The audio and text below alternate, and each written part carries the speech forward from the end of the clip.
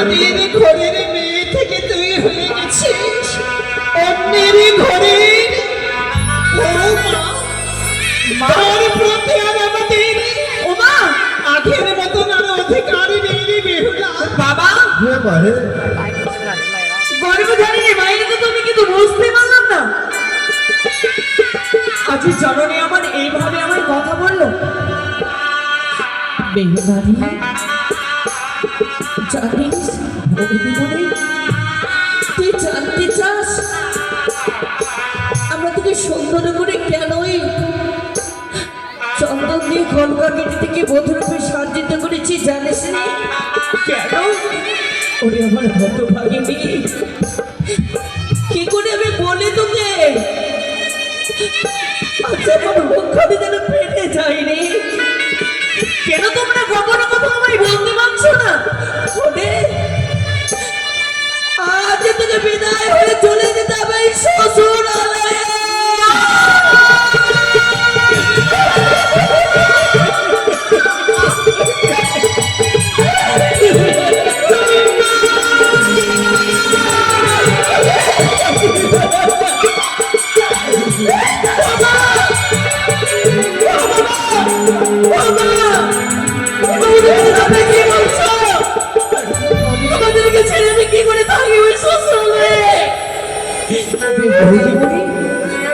মা তোর বৌদিমণি যা বলেছে একেবারে সত্য কথা। তোকে যে চলে যেতে হবে সেই শ্বশুরালয়ে। না মা না, আমি তোমাদেরকে ছেড়ে আমি কিছুদিন থাকতে পারবো না। এই হচ্ছে নিয়ম, এই হচ্ছে রীতি। মা এই কেমন নিয়ম? আমি তোমাদের নিয়ম আমি কিছুদিন মানি না। জানো মা জানো বিদায় হচ্ছে বেদনা, বিদায় হচ্ছে বিচ্ছেদ। বিদায় কথা ছোট হলেও বিদায় করে দেওয়া যে বড় কঠিন। মা আমি তোমাদেরকে ছেড়ে আমি কি করে থাকবো বলো না? ও বাবা তুমি একদিন তোর মতন আমিও এই ঘরে এসেছিলাম। তোর বাবা আমায় এই ঘরে বধ করে নিয়ে এসেছিল। চলনি আজ তোকে যে না তোর মন চাইলেও যে তোকে যেতে হবে সেই স্বামীর মা। তাই আমি কি বলে জানিস মা? জানো মা জানো এই দেবতার মতো বাবাকে ছেড়ে দেবীর মতো মাকে ছেড়ে আমি কি করে থাকবো এই পরের ঘরে? তুমি বলো না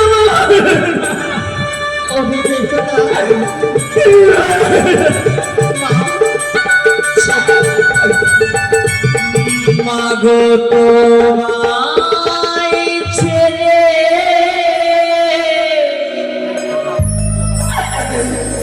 কেমন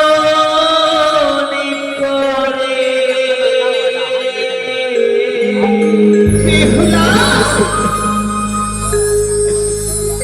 যাব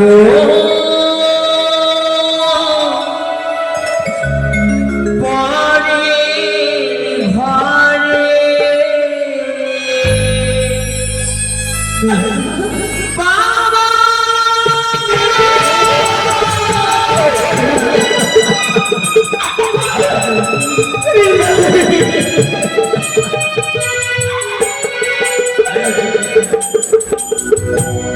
বাবা তোমায় ছেড়ে কেমন করে যাব স্বামীর ঘরে? তোমায় ছেড়ে কেমন করে যাব স্বামীর ঘরে?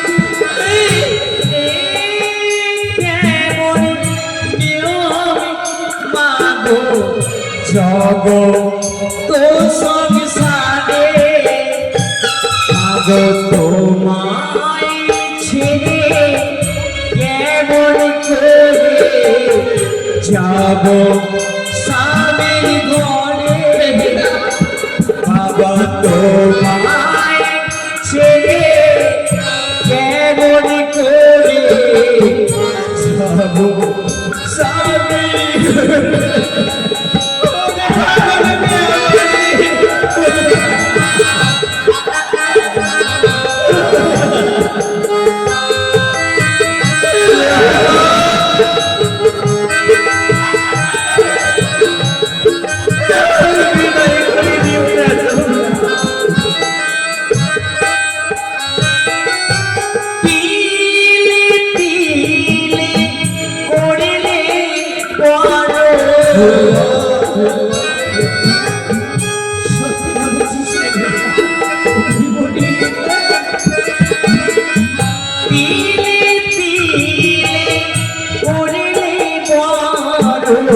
স্নেহ মায়া দিয়ে বাবা তোমায় ছেড়ে কেমন করে যাব স্বামীর ঘরে বাবা তোমায় ছেড়ে কেমন করে যাব স্বামীর ঘরে মাগো তোমায় ছেড়ে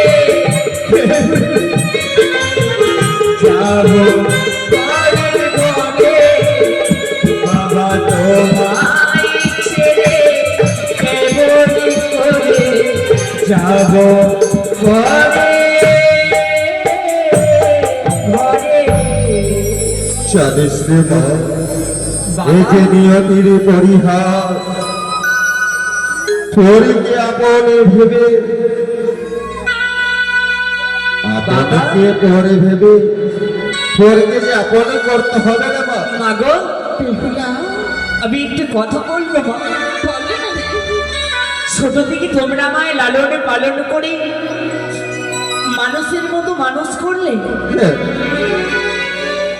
কিন্তু আমায় কোনোদিনই তোমরা আমায় কাজ কর্ম করতে দিলে নাই ও জানে না করে। আমি কি করে শ্বশুরালয়ে গিয়ে আমি শুধু সংসার করে তুলবো, কিভাবে আমি কাজ কর্ম করব? ওরে বেহুলা, আমি তো কিছুই জানি না বাবা।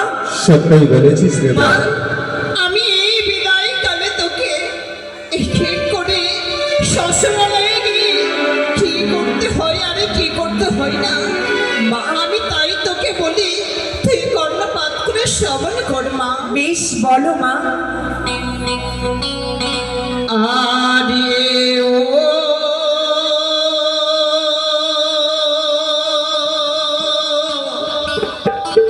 বালি রে,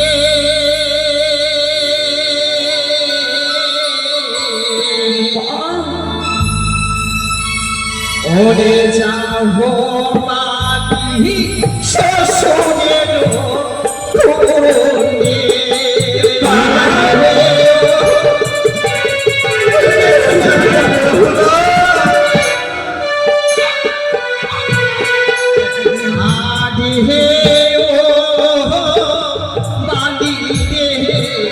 যাব বাড়ি শ্বশুরের কোলে।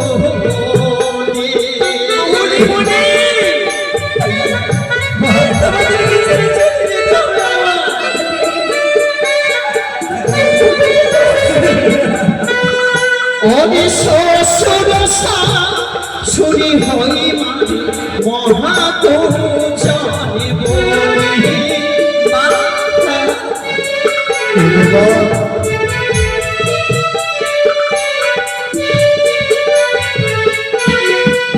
অবতাদে গোছ রণে মণি করিও প্রণাম বলিহি। হরি শ্বশুরি শাশুড়ির চরণে সর্বদাই প্রণাম জানাবে মাথা। আরেকটি কথা আমি কি শুনেছি জানিস মা? কি মা? তোর এই চম্পক নগরে রয়েছে অনেক দাস দাসী বেহুলা, রয়েছে তোর একে করে ছয়টি বিধবা যা বাড়ির লোক বলা হচ্ছে আমি কি বলি জানিস? ফুলকুমার কি মা? ওই না মিথ্যা দোষে ওরে মানি না বলিও মন্দ আগে হে মা হে তোরে জানি কি মিথ্যা দোষে কখনো মন্দ কথা বলিস না।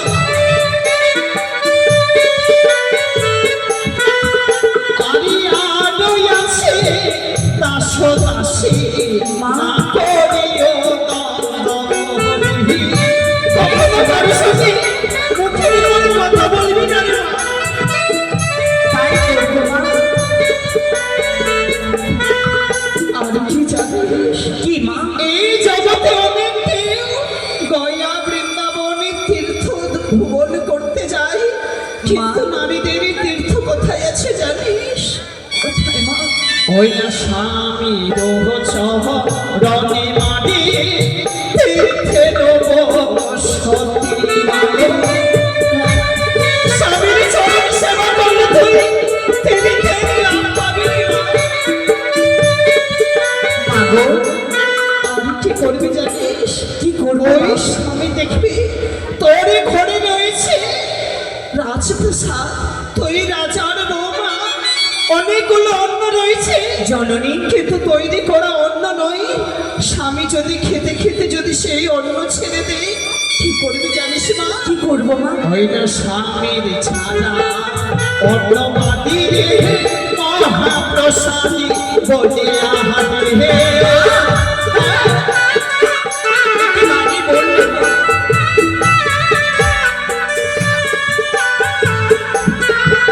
আরে ভক্ত লোক রিলে বাড়ি মুক্তি পথ মিলে আহারে হে।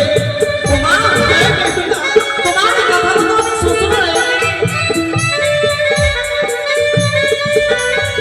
আর কি জানিস বেদিনা?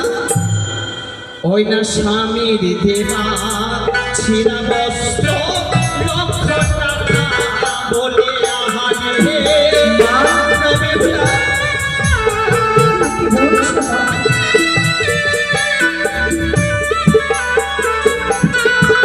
আরে পরিধান করিলে বাটি ভাবিবে না ঘরে। কখনো স্বামীর দেবা ছিঁড়া বস্ত্র যদি অমান্য করিস না তাতে কখনো। মা, আরে ছোট করে কি বলি তোকে জানিস? ওঠে কি মা? সকালে বেলা গোবর ছড়া সন্ধ্যাকালে বাতি, সেই ঘরে হয় মানে লক্ষ্মীর বসতি। মা। সেবা নারী রাত্রিকালে কাটে গলার পাত, সেই ঘরে লক্ষ্মী মাতা না থাকে এক রাত। যে নারী জননী। ছাড়ে মাথার কেশ, সেই ঘরে লক্ষ্মী মাথা না করে প্রবেশ। মা। আরেকটি কথা জানিস মা? তোমাদের কথা আমি অক্ষরে অক্ষরে পালন করেছি। নারী জাতিকে কিনা কখনো দিগম্বরী অবস্থায় থাকতে নেই মা। বেশ মা, তবে আর বিলম্ব নয় মা, তোমার জামতার হস্তে আমায় সঁপে দাও মা। আমি চলে যাব